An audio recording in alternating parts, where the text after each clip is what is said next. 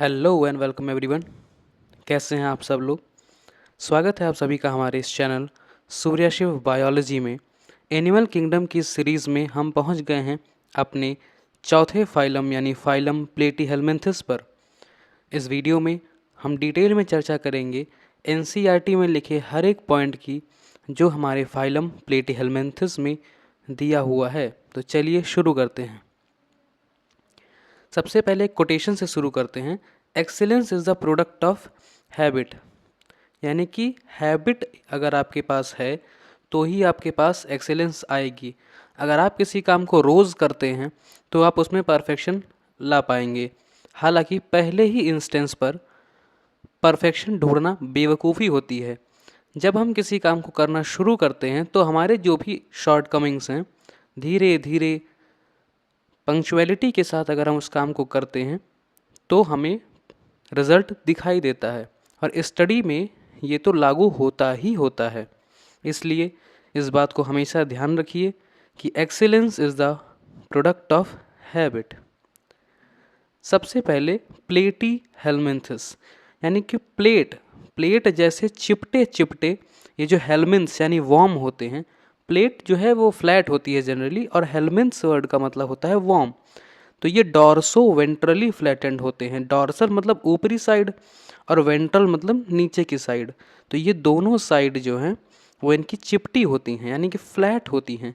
इसलिए इनको flat worms कहते हैं। स्पेलिंग में गलती हो गई है। ये जो है मोस्टली इंडो पैरासाइट होते हैं। मोस्टली होते हैं, सारे नहीं होते। यानी कि ये एक्टो पैरासाइट भी हो सकते हैं और फ्री लिविंग भी हो सकते हैं। इनकी 3 क्लासेस होती हैं जो कि अब जानने ज़रूरत नहीं है। उनमें से जो पहली होती है वो फ्री लिविंग होती है। अब ये इंडो पैरासाइट होते हैं तो ह्यूमन बीइंग में भी हो सकते हैं। कुछ होते हैं जो केवल एनिमल्स में होते हैं, पर ये एनिमल्स और ह्यूमन दोनों में इंडो पैरासाइट एक्ट कर सकते हैं। इसका एक most common example Taenia solium हमारी इंटेस्टाइन का वॉर्म है। कुछ जनरल बातें, ये बाइलेटरल सिमेट्रिकल होते हैं। इनका जो सिमेट्री है वो बाइलेटरल है, यानी जब हम एक ही प्लेन से इसको सेंटर से पास होती एक्सिस से काटेंगे तो ये 2 इक्वल हाफ्स में डिवाइड होगा। अभी तक हमने जितने फाइलम पढ़े, बीट, पोरीफेरा, सीलेंट्रेटा, टीनोफोरा। पोरीफेरा तो एसिमेट्रिकल था। अब ये पहला आया है, बाकी जो रेडियल थे ये आया है जो बाइलेटरली सिमेट्रिकल है।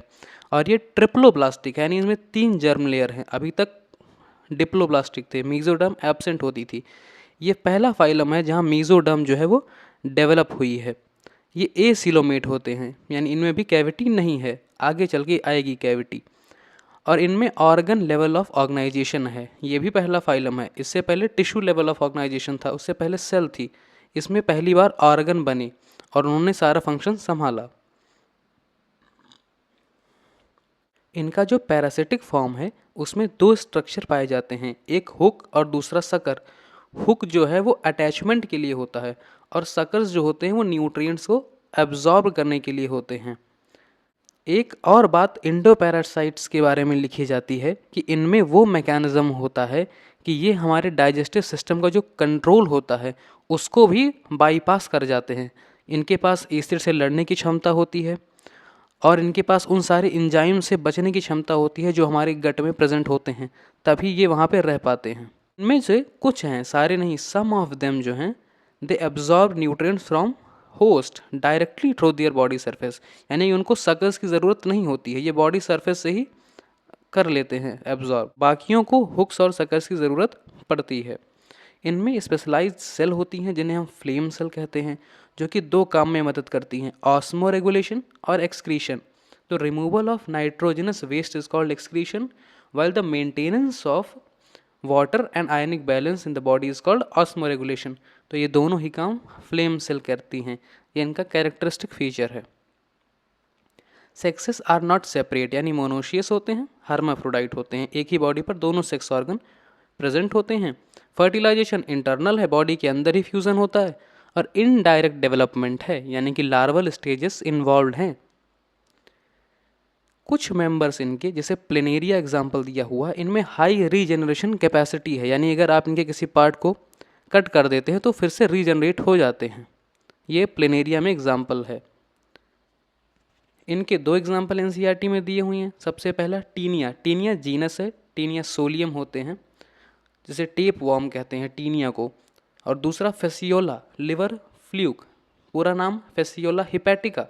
हिपैटिका हेपार वर्ड जो है वो लिवर के लिए यूज़ होता है, तो फेसियोला जो है वो फेसियोला हिपैटिका, तो वो लिवर फ्लूक होता है। ये दो एग्जाम्पल हमारी एनसीईआरटी में दिए हुई हैं, टीनिया फेसियोला, ये दोनों एग्जाम्पल आपको याद रखने हैं। ये डायग्राम एनसीईआरटी में दिया हुआ है, एज इट इज़ आपसे पूछा जा सकता है कि इसमें से कौन सा टीनिया है और कौन सा आपका फेसियोला है, या फिर ये डायग्राम देके कुछ पॉइंट्स लिख के भी आपसे पूछा जा सकता है। फाइलम प्लेटीहेलमिन्थस के बारे में एनसीईआरटी में इतना ही लिखा है।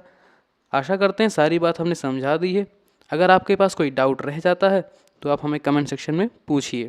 थैंक यू, धन्यवाद। Keep reading keep writing. आज की बातें यहीं तक, बाकी बातें कल करते हैं।